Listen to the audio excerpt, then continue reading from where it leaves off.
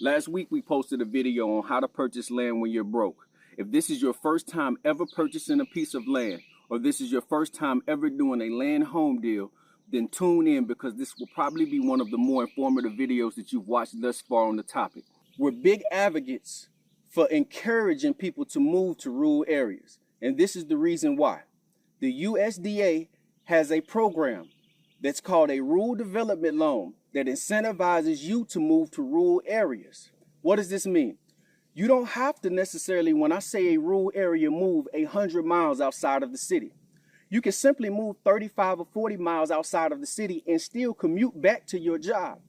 But the USDA has a RD loan that incentivizes you to move to these areas. And the government will assist you, especially if you fall within a certain income bracket, to help you be able to purchase land in these areas. One of the incentives is they will completely eliminate your down payment. This is massive for families that are struggling. And I understand everyone is struggling, considering the price that rent continues to go up to, considering the prices that food continues to be risen up to, and everything is inflated for you. It's hard to save up a large sum of money just to be able to purchase a home. Well, the USDA has this program that helps you out with your down payment to where it can absolutely eliminate it for you, to where you don't have to come off with this massive amount of money up front for you to be able to move into a home. In many cases, this is much better than, or should I say in all cases, this is much better than even moving into an apartment, because the average rent inside of America is between $1,700 and $2,100. They ask you to make 3 times a monthly rent per month to even qualify for a home. So for a lot of homes and a lot of property owners, or should I say a lot of renters, this is asking them to make $6,300 a month. Most Americans don't even make $6,300 a month just to be able to move into an apartment.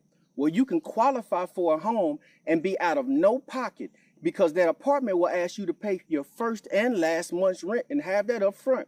You could possibly qualify for a home and not even be out of that much money at all, especially if you structure the deal to ask for the homeowner to pay for your closing costs. Now, a lot of people have asked the question, probably the number one question that we've gotten asked is, how do I purchase land if I have bad credit?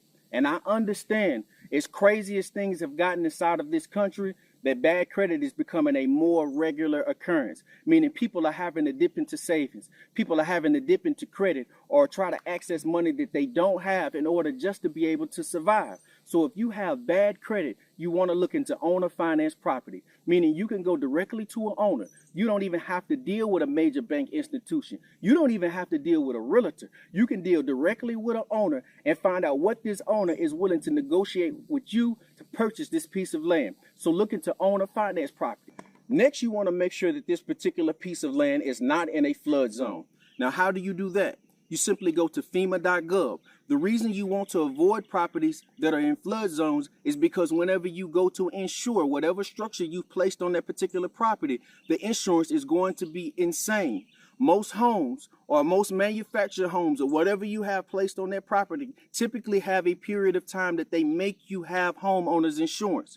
You don't want to get this piece of land. You don't want to get a structure placed on this piece of land just to find out that the insurance is absolutely insane. We're trying to save money here. I'm not trying to put you in a position that forces you to have even more money coming out of your pocket because you were simply uneducated on the topic. So make sure that you check the FEMA.gov website and find out if this piece of land that you're looking into purchasing is in a flood zone or not. Next, you want to make sure that this particular piece of land can pass a percolation test. And the reason that I say that is in most areas that people claim that are unrestricted, there are still restrictions. The government still, or the particular county still has rules and regulations that you have to abide by.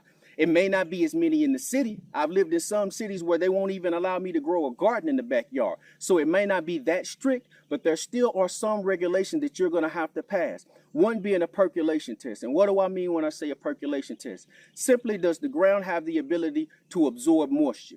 Whenever you place a septic tank onto this particular piece of land, most counties want to know, hey, is this ground capable of absorbing this wastewater? We don't want wastewater sitting on top of the soil.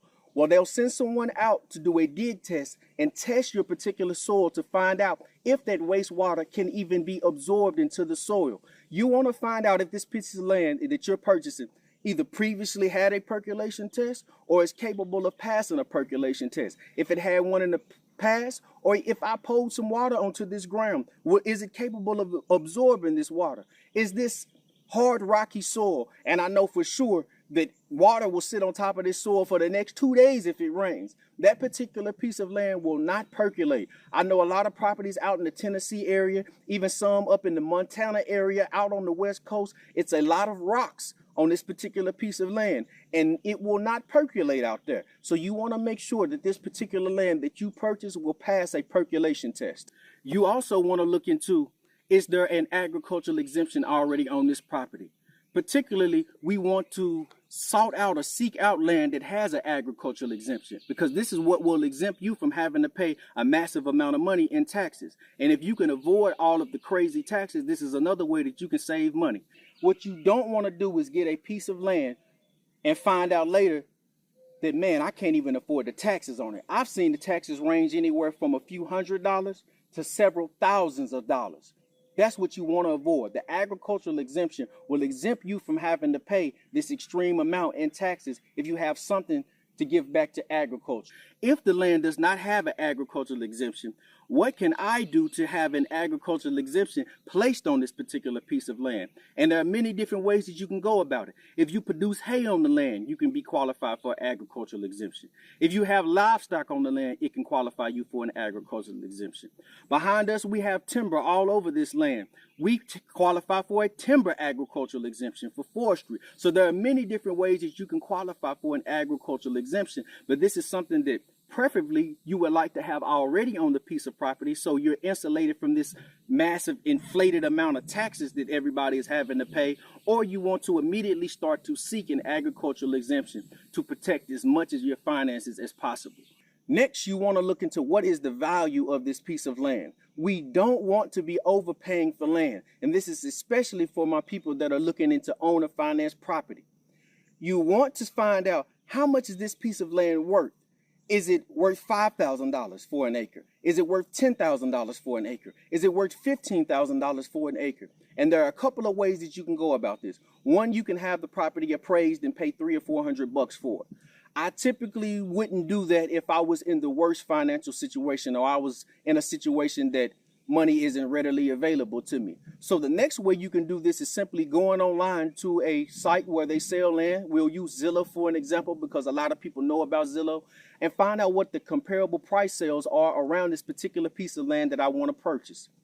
Let's just say it's a 1 acre lot.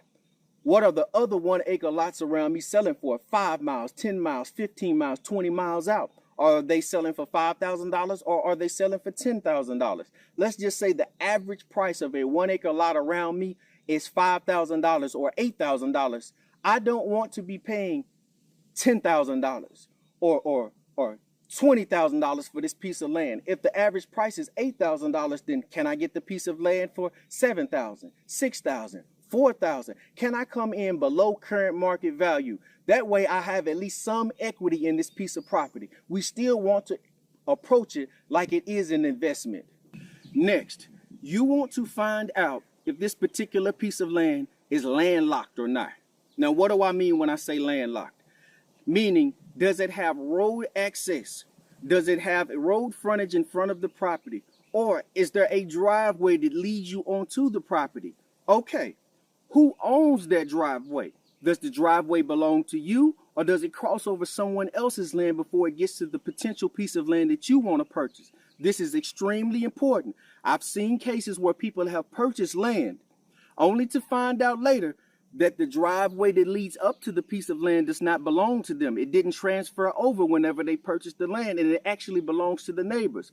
Now I have to go to the neighbors and negotiate with them whatever price or whatever the current market price is for me to get a 15, 20, 50-foot driveway cut there, or for me to use the driveway that's already there. We want to avoid this. If we purchase a piece of land, we want to be sure that this particular piece of land belongs to us and that we don't have to deal with these things. Last but not least, I would say the most important thing, if you're a new landowner, this is your first time purchasing a piece of land, or this is your first time doing a land home deal, I would say is get title insurance or use a title company.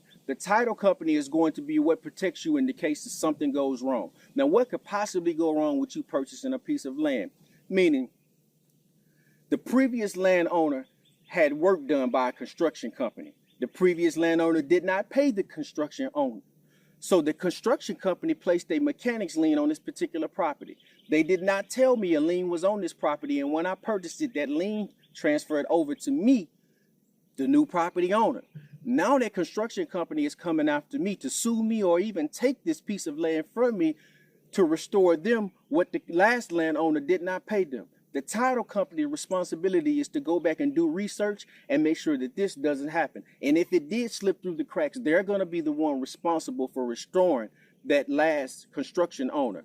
If the current landowner, or who is claiming to be the current landowner, doesn't even own the piece of property, it belongs to their mother or it belongs to their father, and somehow that slipped through the cracks and they sold it to me, that title company is the one that's going to be responsible for going back and doing the research to find out who owned this property from 10, 15, 20, 30 years ago, and does it actually belong to them. And if something goes wrong, their insurance policy is going to be what covers you to keep you from having a complete loss in your investment.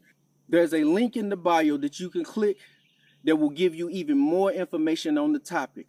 I am Aisha Yar, and this is the 40 Acre Comeback. We look to encourage more and more owners, especially amongst poor people, that are paying these ridiculous, astronomical prices when it comes to rent inside of the city. Look into other options. Look into taking your freedom back.